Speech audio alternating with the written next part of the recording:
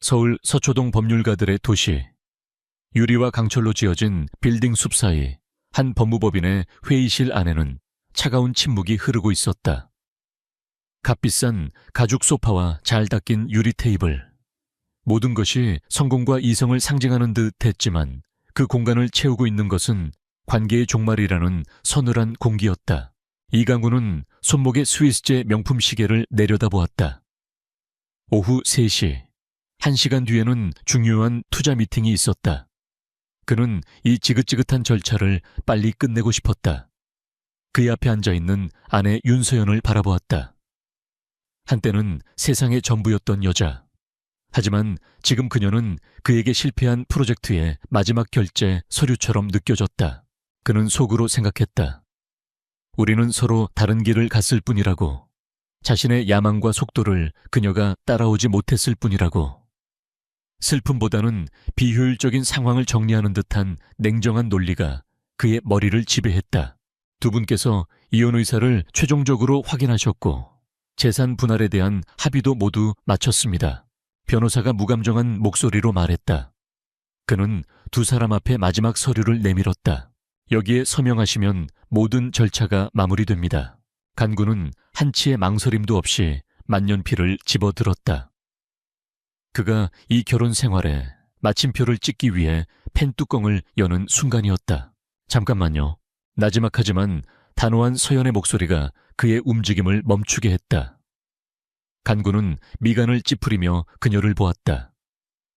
그녀는 울고 있지 않았다. 창백한 얼굴 위로 체념과 함께 알 수 없는 결의의 찬 눈빛이 떠올라 있었다. 서효연은 낡은 핸드백 안에서 무언가를 꺼냈다. 그것은 이 세련된 회의실의 분위기와는 전혀 어울리지 않는 손때 묶고 칠이 벗겨진 구형 카세트 라디오였다. 그녀는 그것을 유리 테이블 위에 조용히 올려놓았다. 서연 씨, 이게 뭐예요?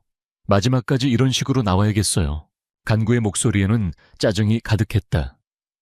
그의 인내심은 바닥을 드러내고 있었다. 이혼과는 상관없어요. 서연의 목소리는 이상할 정도로 차분했다. 그냥 한때 당신의 아내였던 사람으로서의 마지막 부탁이에요.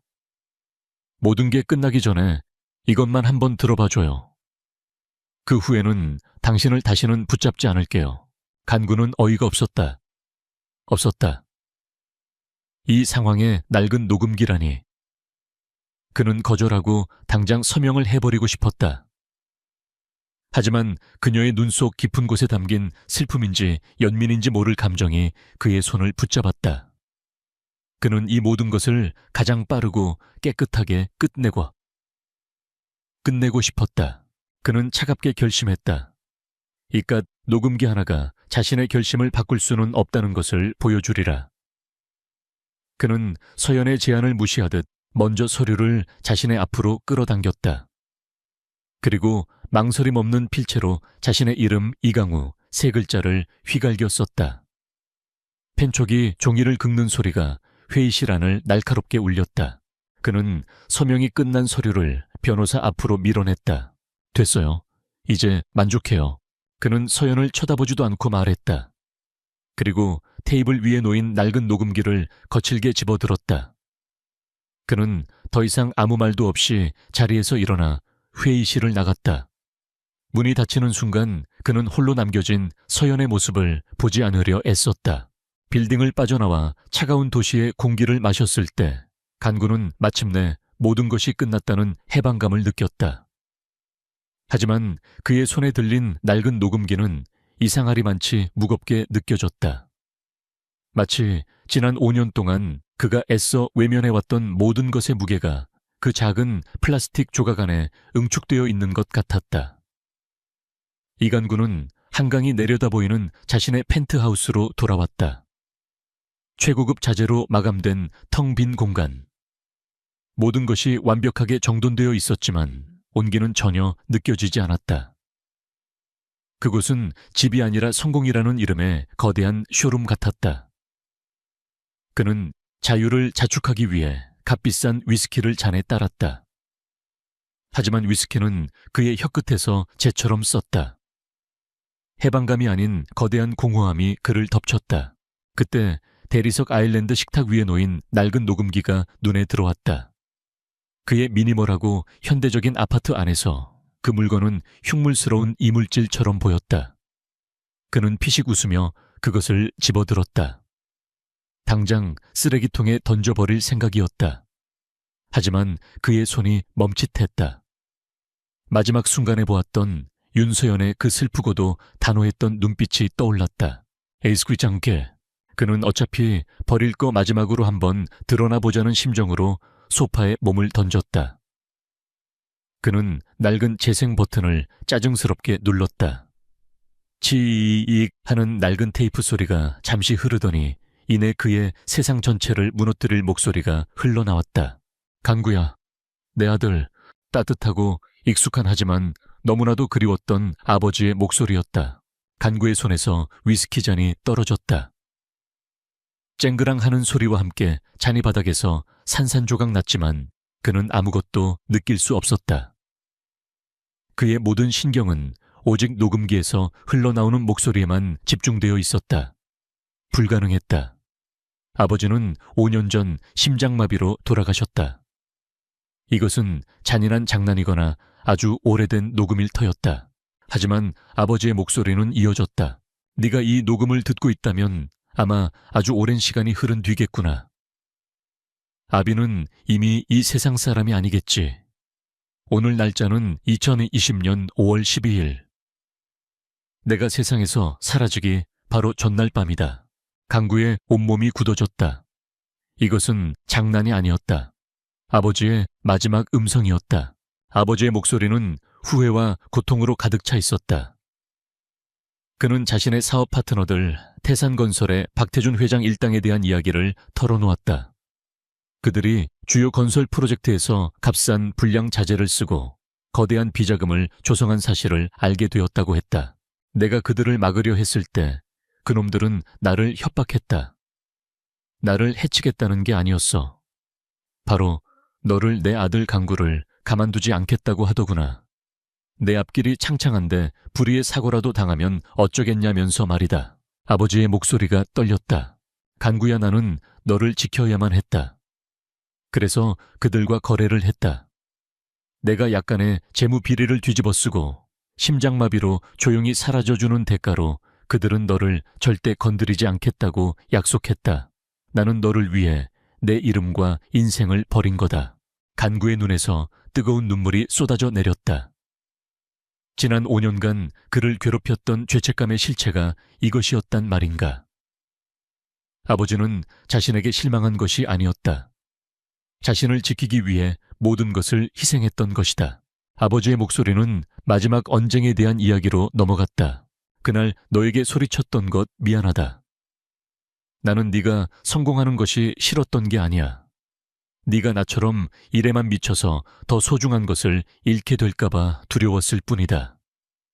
나는 언제나 네가 자랑스러웠다 아들아. 네가 나보다 훨씬 더 크게 성공할 놈이라는 걸 항상 알고 있었다. 나는 그저 네가 성공한 사람이 되기보다 행복한 사람이 되기를 바랐을 뿐이다. 간구는 어린아이처럼 소리내어 울기 시작했다. 지난 5년간 그의 심장을 짓누르던 거대한 바위가 아버지의 따뜻한 한마디에 산산조각 나는 순간이었다. 녹음기 속 아버지의 목소리가 한결 부드러워졌다. 이 아비는 이 이야기를 너에게 직접 전할 수가 없구나. 그래서 내가 너만큼 어쩌면 너보다 더 믿는 단 한 사람에게 이 모든 것을 털어놓았다. 내 아내 서연이 말이다. 간구는 숨을 멈췄다. 서연이는 참 좋은 아이다 강우야. 그 아이는 나에게 약속했다. 언젠가 네가 진정으로 기댈 곳이 필요할 때 혹은 모든 것을 되돌릴 마지막 순간이 올 때 그때가 되어서야 이 녹음을 너에게 건네주겠다고. 부디 그 아이의 말을 들어라. 나처럼 어리석게 모든 것을 잃지 마라. 서연이 그 아이를 절대 놓치지 말거라. 녹음의 마지막은 거의 흐느낌에 가까웠다. 사랑한다 내 아들. 널각. 테이프가 끝나는 소리와 함께 방 안에는 다시 정막이 흘렀다. 바닥에 쏟아진 위스키와 유리 조각들 사이로 간구는 무너져 내렸다. 지난 5년간 그가 성공이라는 이름으로 쌓아 올렸던 모든 것들, 그의 차가운 이성과 단단했던 자존심의 성벽이 한순간에 폐허가 되었다. 그는 죽은 아버지를 위해 우는 것이 아니었다. 그는 내내 살아있었던 아버지를 위해, 그리고 그 모든 진실을 혼자 짊어진 채 자신의 곁을 지켰던 아내의 고독한 5년을 위해 울고 있었다. 수분 만에 그의 세계는 완전히 전복되었다.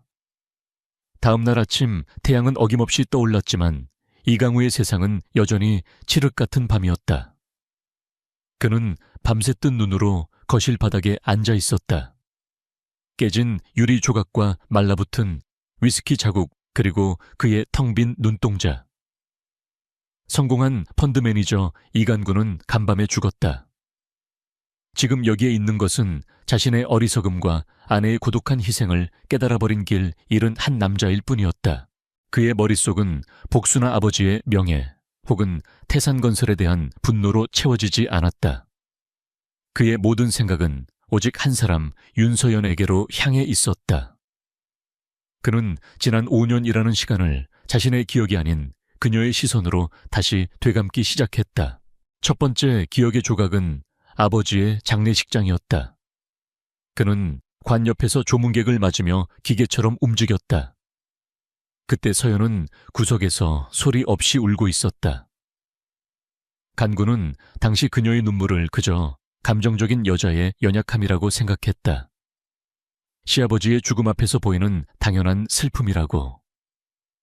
하지만 이제 그는 알 수 있었다. 그녀의 눈물은 죽은 사람을 위한 것이 아니었다. 그녀는 살아있는 아버지를 떠나보내야 하는 남편을 위해, 그리고 그 끔찍한 비밀을 혼자 짊어진 채 남편을 속여야만 하는 자기 자신을 위해 울었던 것이다. 그녀는 세상에서 가장 외로운 조문객이었다. 기억은 5년의 세월을 거슬러 올라갔다. 아버지가 돌아가신 후 간구는 일에 미친 듯이 매달렸다. 그는 거의 매일 밤 자정이 넘어서야 집에 들어왔고 성공적인 계약을 따낸 날이면 술에 취해 비틀거리기도 했다. 그럴 때마다 서연은 말없이 그를 기다렸다. 그녀는 그의 성공을 탓하지 않았다. 그녀는 늘 조용히 말했다. 간구 씨 일도 좋지만 건강이 더 중요해요. 우리 조금만 천천히 가요. 그때마다 간구는 그 말을 잔소리로 여겼다.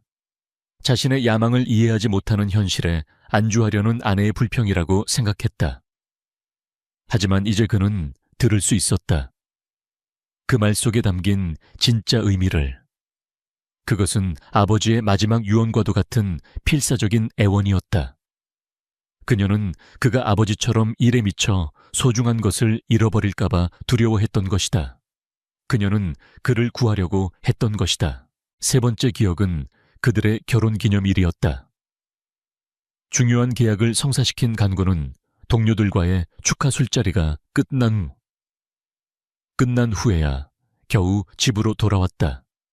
집에는 서연이 정성껏 차린 저녁 식사가 식은 채로 놓여 있었다. 그녀가 만든 음식은 아버지가 살아생전 가장 좋아하셨던 갈비찜이었다. 그는 그날 자신이 얼마나 차갑게 말했는지를 기억했다. 이런 거 할 시간 있으면 자기 개발이나 좀 하지. 서연은 아무 말도 하지 않았다. 그녀는 그저 아주 깊고 슬픈 눈으로 그를 바라볼 뿐이었다. 그는 그녀가 자신을 원망한다고 생각했다. 하지만 아니었다. 그녀는 거짓된 성공의 제단 위에 자기 영혼을 제물로 바치고 있는 남편의 모습을, 유령을 쫓고 있는 그의 공허한 뒷모습을 슬퍼했던 것이다. 마지막 기억의 조각은 가장 아팠다. 어느 날 밤 등을 돌리고 누워있는 그에게 서연이 조심스럽게 물었다. 아버님 생각 많이 나죠? 괜찮으면 나한테 얘기해봐요. 그는 차갑게 대답했다. 당신이 뭘 안다고.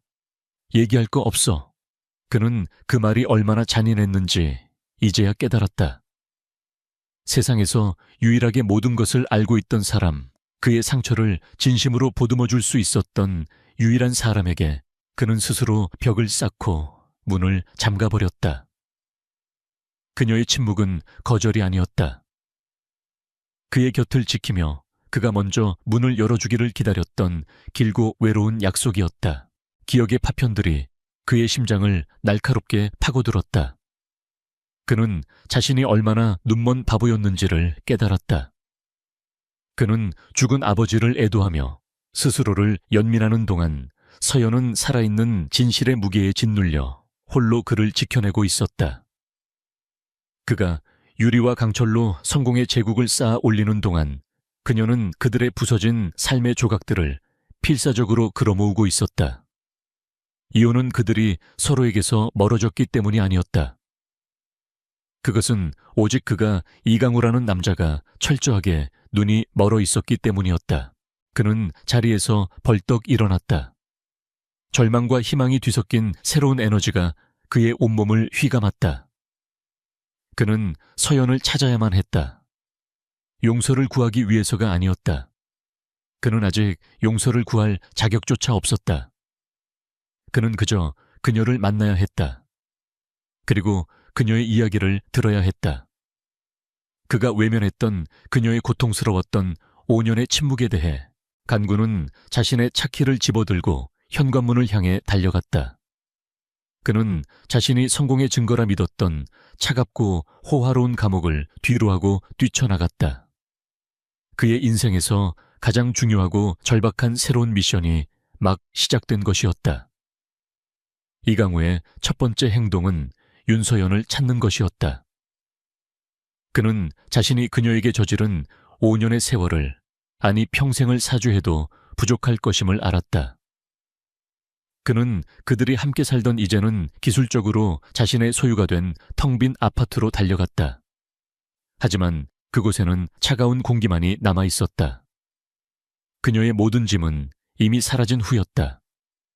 옷장과 화장대는 텅 비어 있었고 그녀가 아끼던 책들도 그녀의 온기도 모두 증발해 있었다.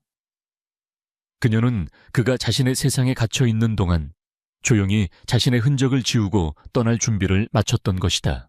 간구는 미친 듯이 그녀에게 전화를 걸었지만 전화기는 꺼져 있었다. 그녀의 친구들에게 연락했지만 그들은 차갑고 의례적인 대답만을 돌려주었다. 그는 자신이 얼마나 완벽하게 고립되어 있었는지를 뼈저리게 깨달았다.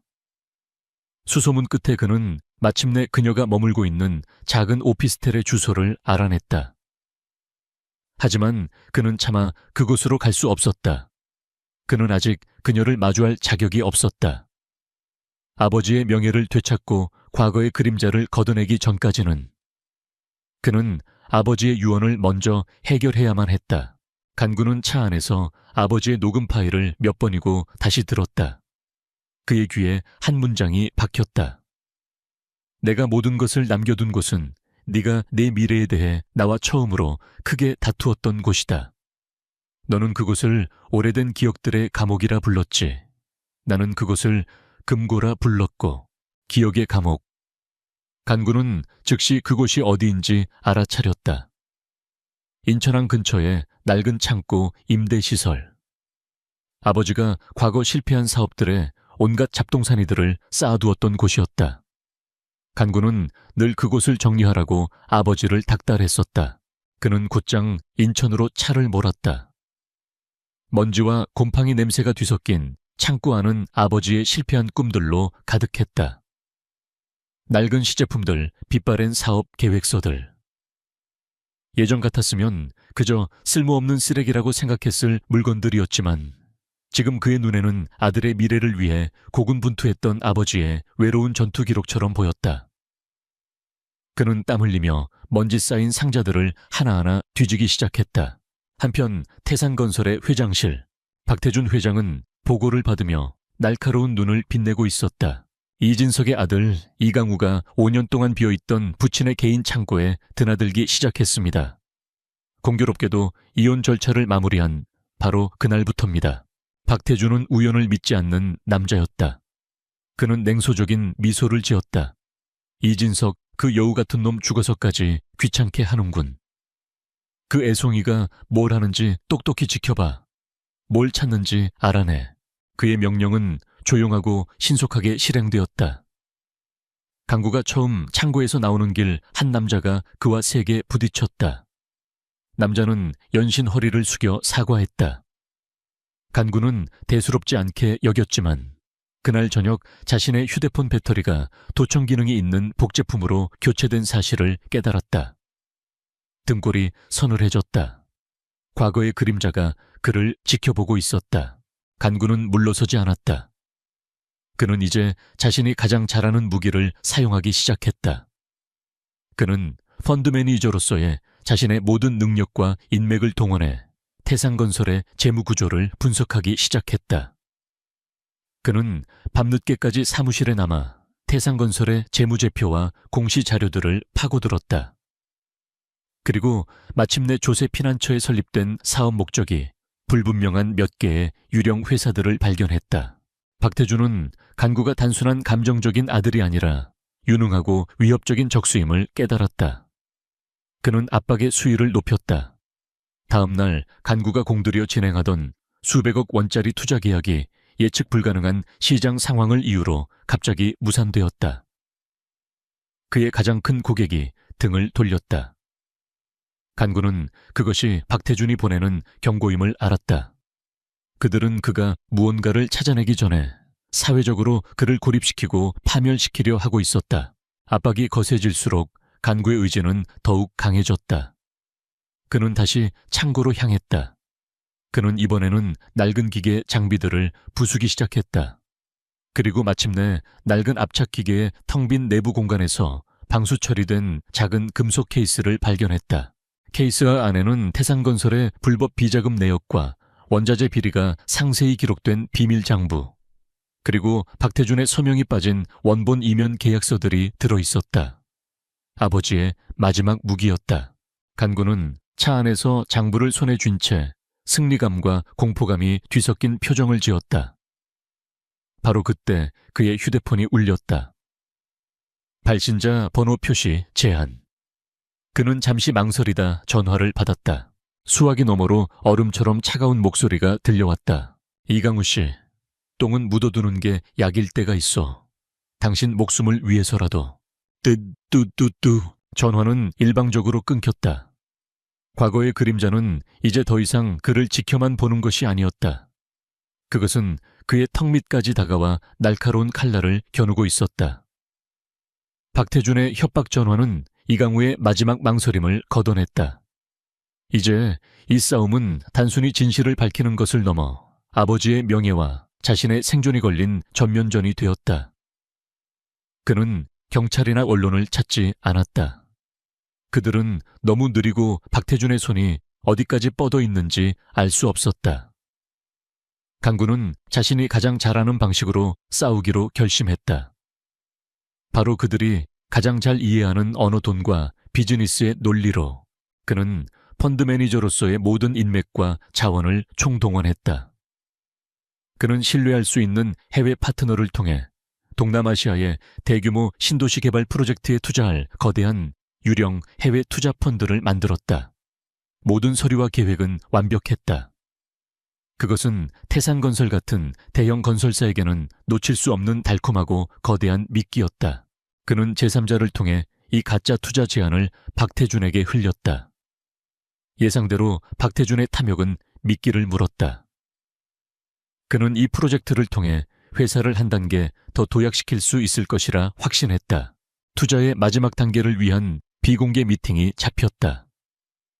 간구는 미팅 장소로 자신이 미리 준비해둔 보안이 완벽한 최고급 호텔의 펜트하우스 스위트룸을 지정했다. 모든 판은 짜였다. 약속된 시간. 박태준은 자신의 핵심 공범들과 함께 의기양양하게 스위트룸으로 들어섰다. 그들은 거대한 계약을 성사시킬 기대감에 부풀어 있었다. 하지만 그들을 맞이한 것은 해외 펀드 매니저가 아닌 소파에 홀로 앉아있는 이강구였다. 이게 무슨 짓이지? 박태준의 얼굴에서 미소가 사라졌다. 그는 상황을 파악하고는 이내 경멸적인 웃음을 지었다. 고작 이런 유치한 장난을 치려고 이 난리를 피웠나 애송이. 간구는 동요하지 않았다. 그는 자리에서 일어나 그들 앞에 대형 스크린을 켰다. 미래에 대한 투자를 논하기 전에 과거의 부실 채무부터 검토하는 게 순서일 것 같아서요. 박태준 회장님, 그의 목소리는 차분했지만 그 안에는 강철 같은 냉정함이 담겨 있었다. 스크린 위로 아버지의 창고에서 발견한 비밀 장부의 페이지들이 한 장 한 장 나타나기 시작했다. 간구는 고발하거나 소리치지 않았다. 그는 마치 기업 실사를 보고하듯 담담하게 그들의 죄를 읊어나갔다. 이것은 태상건설이 지난 10년간 조성한 비자금 내역입니다. 그리고 이것은 주요 아파트 단지 건설에 사용된 불량 철근의 납품 기록이고요. 이것은 그로 인해 당신들이 얻은 부당 이익과 그 돈이 흘러들어간 당신들의 해외 페이퍼 컴퍼니 목록입니다. 그는 기업 분석 보고서를 발표하는 것처럼 그들의 범죄가 드러날 경우 예상되는 법적 처벌과 회사의 주가 폭락 시나리오, 그리고 그들이 평생 쌓아 올린 명예가 한순간에 무너질 것임을 데이터에 근거하여 설명했다. 회의실 안의 공기가 얼어붙었다. 박태준을 비롯한 임원들의 얼굴이 하얗게 질려갔다. 간구는 마지막 페이지를 띄웠다. 꼈다. 저희 아버지는 당신들의 이 거대한 범죄를 덮기 위해 작은 금융비리에 오명을 쓰고 사라지셨습니다. 이제 당신들이 아버지의 명예를 되찾아줄 차례입니다. 그는 복수나 돈을 요구하지 않았다. 그는 그들에게 선택지를 주었다. 2가지 길이 있습니다. 첫째, 당신들은 기자회견을 열어 비자금 조성과 재무비리에 대해 자백하고 고 이진석 사장이 사실은 내부 고발자였으나 당신들의 협박에 의해 침묵할 수밖에 없었다고 발표하십시오. 그리고 모든 직위에서 물러나십시오. 그렇게 한다면 당신들의 더 큰 범죄, 즉 수많은 사람들의 목숨을 위협한 불량자재 사용에 대한 이 장부는 검찰에 넘어가지 않을 겁니다. 그는 잠시 말을 멈췄다. 둘째, 거부하십시오. 그럼 이 모든 자료는 내일 아침 모든 언론사와 검찰에 동시에 넘어갈 겁니다. 선택은 당신들의 몫입니다. 완벽한 체크메이트였다. 비자금 혐의를 인정하는 것은 끔찍한 일이지만 수많은 아파트의 안전을 위협한 건설 비리 혐의에 비하면 차라리 나은 선택이었다. 후자가 터질 경우 그들은 단순한 경제사범이 아니라 국민의 생명을 담보로 돈을 번 파렴치한 살인 미수범으로 낙인 찍힐 터였다. 간구는 손실을 최소화하려는 그들의 본성을 이용해 그들 스스로 아버지의 명예를 회복하게 만든 것이다. 박태준은 무너져 내리던 의자에 주저앉았다. 그의 얼굴에는 분노와 절망 그리고 체념이 뒤섞여 있었다. 그는 떨리는 손으로 휴대폰을 들어 법무팀에 전화를 걸었다. 그의 항복이었다. 간구는 그 모습을 말없이 지켜보았다. 그는 승리했다. 그는 단지 그들을 폭로하는 것을 넘어 그들 자신의 입으로 아버지의 누명을 벗기게 만들었다. 그는 스위트룸을 걸어 나왔다. 자신의 가족을 고통으로 몰아넣었던 자들이 이제 자신들의 제국이 무너지는 폐허 속에서 절망하는 모습을 뒤로 한 채 호텔을 빠져나온 그는 밤하늘을 올려다보았다. 그는 승리감이나 기쁨 대신 길고 길었던 싸움이 끝났다는 조용하고 서늘한 안도감을 느꼈다. 그는 나지막이 읊조렸다. 다 끝났어요, 아버지. 아버지의 싸움은 끝났다. 하지만 그에게는 아직 서영과의 관계라는 어쩌면 더 어렵고 힘든 싸움이 남아있었다. 며칠 후 태산건설의 박태준 회장과 이사회는 수많은 카메라 플래시 앞에서 고개를 숙였다. 그들은 이강우의 레시피대로 그룹의 비자금 조성과 재무 비리에 대해 자백했다.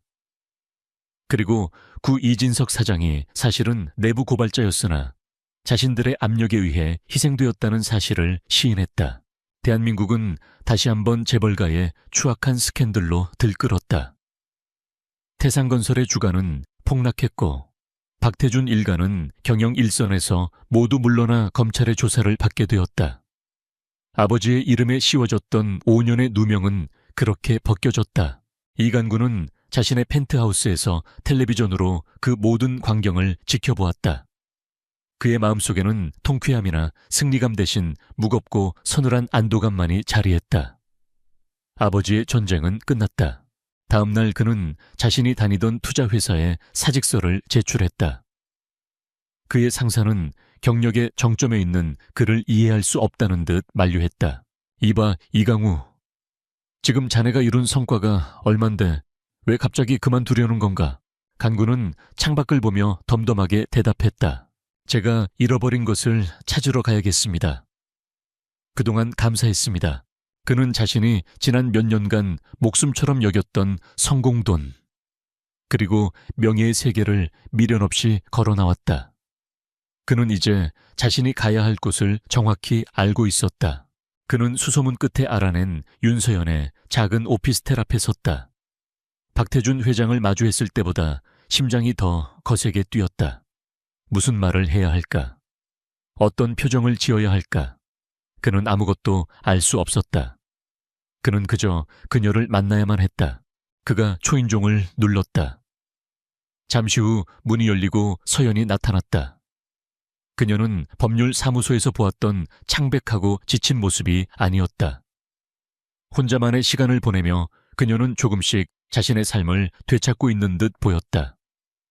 그녀는 간구의 등장에 놀랐지만 적대감을 드러내지는 않았다. 간구는 문 앞에 서서 차마 안으로 들어가지도 못한 채 입을 열었다. 서연 씨, 미안해요. 그의 목소리는 미세하게 떨리고 있었다. 내가 다 잘못했어요.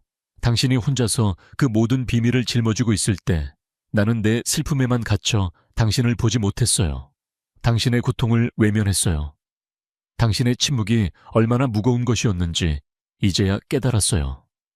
정말 미안합니다. 그는 변명하지 않았다. 그는 자신의 눈먼 이기심과 잔인했던 무관심에 대해 진심을 다해 사죄했다.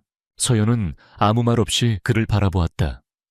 그녀의 눈가에 서서히 눈물이 차올랐다. 그것은 원망의 눈물이 아니었다. 그녀가 사랑했던 남자가 길고 길었던 5년의 어둠 속에서 마침내 자기 자신을 찾아 돌아온 것에 대한 안도의 눈물이었다. 그녀는 문을 닫는 대신 조용히 말했다. 근처에 조용한 찻집이 있었죠. 두 사람은 오피스텔 근처의 작은 찻집 창가 자리에 마주 앉았다. 어색한 침묵이 흘렀다. 간구는 이혼을 취소해달라고 다시 시작하자고 말하지 않았다. 그는 그럴 자격이 없음을 알았다. 대신 그는 지난 5년간 단 한 번도 하지 않았던 질문을 진심을 담아 건넸다. 얘기해줘요. 당신의 지난 5년은 어땠는지 이제는 내가 듣고 싶어요. 그 순간 두 사람을 가로막고 있던 투명한 벽이 허물어지기 시작했다. 서연은 잠시 창밖을 바라보았다. 그리고 천천히, 아주 천천히 자신의 이야기를 시작했다. 아버님의 마지막 부탁을 받았던 날의 이야기, 남편의 고통을 곁에서 지켜봐야만 했던 아픔, 그리고 홀로 모든 것을 감내해야 했던 외로움에 대해 간구는 아무 말 없이 오직 그녀의 이야기에만 귀를 기울였다. 그는 비로소 알게 되었다. 진정한 승리는 적을 무너뜨리는 것이 아니라 사랑하는 사람의 이야기를 진심으로 들어주는 것에서 시작된다는 것을. 그들의 미래가 어떻게 될지는 아무도 알 수 없었다. 그들은 다시 부부가 될 수도 혹은 각자의 길을 가게 될 수도 있었다. 하지만 중요한 것은 그것이 아니었다. 중요한 것은 그들의 길고 길었던 침묵이 끝나고 마침내 첫 번째 진짜 대화가 시작되었다는 사실이었다. 찻집의 따스한 조명 아래 두 사람은 오랫동안 이야기를 나누었다. 그것은 이강우의 인생에서 가장 의미 있고 소중한 거래이자 가장 성공적인 협상이었다.